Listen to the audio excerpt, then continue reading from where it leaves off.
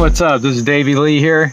Just thought I'd do a video today about the things you should take into consideration before buying a car, motorcycle, scooter, or possibly a trike. So the first thing I'll get started with is first you need a driver's license. So when you get here, after you've been here for 90 days, you can get your driver's license at the Land Transportation Office, LTO.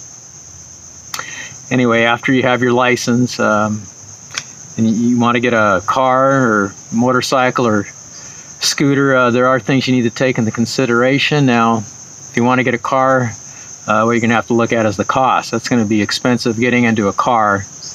And then the problem with the car, I would want to say, is the parking. There's just nowhere to park a car. Streets here are very narrow. There's no insurance here. It's not like when you're driving down the street, you're not going to see State Farm. You're not going to see Farmers, Progressive, Geico. There's no insurance here. Even if they did have insurance, people here couldn't afford it. So if something happens to your car, it doesn't matter who's at fault, you're going to be responsible for paying for the damages regardless. So the only benefit I could see to having a car would be air conditioning. At least you have air conditioning. But you know, if you're in Manila, you can take a Grab everywhere you need to go, or a taxi. I prefer Grab because you know what it's going to cost when you get into the car to begin with to get to your destination. And I find I can't trust the cab drivers here, so they're dishonest. So I would say, as far as a car, I would not recommend getting a car. Most of the people here drive motorcycles and scooters. It's like I tell everybody, just take everything you know back in the States and just turn it upside down. It's the exact opposite here. Most people drive motorcycles and scooters. Not that many cars here. So for myself, I live in a province and I've got a scooter. So if you're gonna live just, you know, in the city or, you know, in a province and you're just going around town here mostly in the thing, I would recommend getting a scooter. That's what I got. It does have a little trunk under the seat. It's an automatic. You don't have to deal with shifting. It's real easy to drive. So I'd recommend a scooter as far as getting around in a province, or even in Manila. The only downside about being in Manila is you can't get on a freeway with a scooter. It has to be a motorcycle that's 400 cc's or bigger. So another thing I like to talk about would be motorcycles. So motorcycle, that's a good way to get around. I do see some people here, foreigners, you know, from the States. They'll buy like a Transalp with the saddlebags, and they'll go from hotel or resort to resort and ferry to different islands and travel the Philippines that way. I think that's a great way. But what I can tell you about riding an enduro is it's very uncomfortable. And I'm an experienced motorcycle rider. I started riding motorcycles at the age of 7. I started in dirt bike. I've done motocross, and I've owned several street bikes.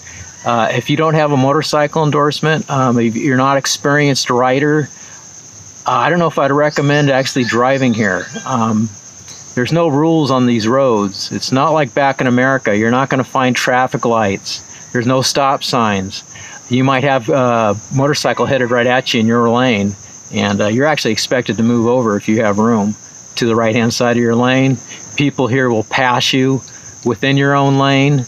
You'll come to intersections that just don't have stop lights, no stop signs. It's kind of crazy. I mean, I can handle it. I have no problem. You know, I used to race motocross. I used to go riding with my buddies back on old logging roads, you know. So the riding here really reminds me of motocross, or, you know, riding on, you know, dirt roads and, you know, logging roads. And, you know, there are no, we had no blinkers, no stoplights, and you know, a lot of the scooters here, people don't have, you know, no blinkers, or maybe they've removed all that, or they don't work, or you'll see a trike at night, he might not have his lights on.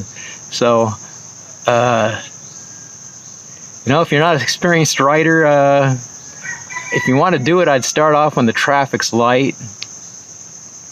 So anyway, that's the best advice I can give you on riding a scooter or motorcycle, is hopefully you're experienced. Riding long distance is not comfortable. Believe me, I know. I remember once I tried going from Portland, Oregon to Sturgis, to go to Sturgis one year on a Harley, And we made it to Billings, Montana, my buddy and I. And we stayed the night there, and we turned around and went home.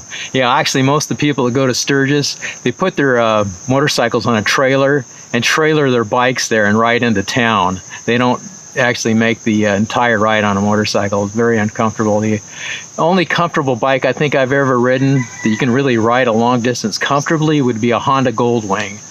And you know, I haven't seen one here in the Philippines. So now the third choice of transportation would be possibly buying a tricycle. Now, I did buy one just a couple days ago, and I'm not going to be driving it. I'm going to be having my father-in-law is going to chauffeur us in it. You know, we do have a 7-month-old baby, and I wasn't real comfortable with taking her on the scooter, although we have. It's quite common here for people to go around with their children on their scooter or motorcycle, and with no helmets. There's no helmet law here. But I really feel comfortable with my 7-year-old, and sometimes it's raining, and sometimes we want to travel as a group, as a family, out to go maybe snorkeling out at Point Mary here in Borongan City. So I decided to get a tricycle to attach to our motorcycle. My father-in-law had a motorcycle, so we had it attached to that. Now, I did buy a used trike for $37,000, and then getting the installation came to a total of 42,000 pesos.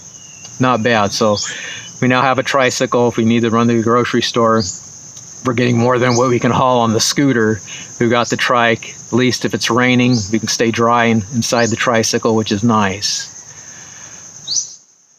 And another thing I really like about being here is there is no helmet law, which, you know, you really don't need a helmet. If you're just riding around in the city, you know, you're not going that fast. You know, when I used to ride a bicycle as a kid, I never wore a helmet. And most of the time you're going at the speed of what you'd ride a bicycle, maybe slower. You know, actually once I actually got passed by somebody riding a bicycle on my scooter. So go figure. Anyway, I want to shoot a quick video clip here of me driving down the main drag in Borongan City, so you can get a feeling of what it's like to drive, at least in a province.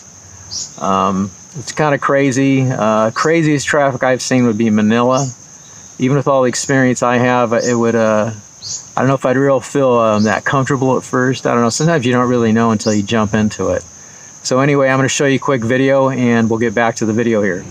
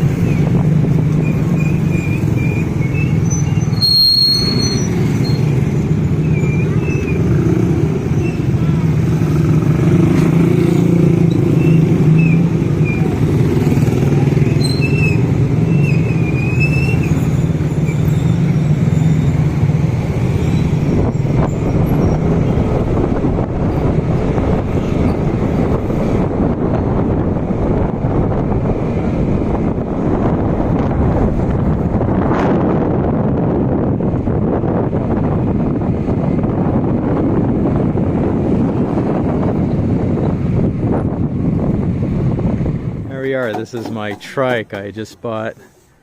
I got a used, or you could say refurbished one. Paid 37,000 pesos for it. Yeah. Still have to hook up the motorcycle.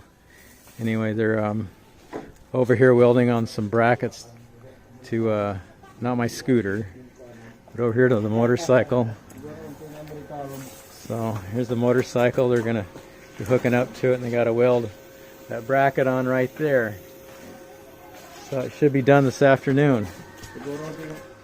Anyway, that was my quick video clip of driving through downtown Borongan in light traffic. One of the things you need to remember here, what's really nice, is you don't have to be worried about a motorcycle cop or a cop period, you know, down at the end of the street with a radar gun waiting to give you a speeding ticket. They don't hand out speeding tickets here. And if you want to go out and drink some beers with your buddies, don't worry. They don't do sobriety tests. So you don't have to worry about getting a DWI here, which is really nice. Anyway, I just want to show you my my trike and my scooter real quick. So here's the trike. It's all finished, refurbished trike. You can fit up to 7 people in this.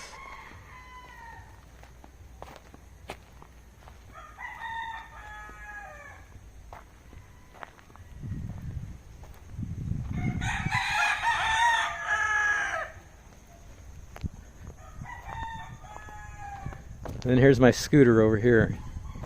I got the bigger scooter with the nice fat tires. It's got a trunk under the seat. What I like is they didn't put the gas tank under the seat. It's up here, right in there, so it gives you more trunk under the seat that way. Anyway, I hope you enjoyed the video. Please don't forget to hit the like button and subscribe, and I'll see you on the next video.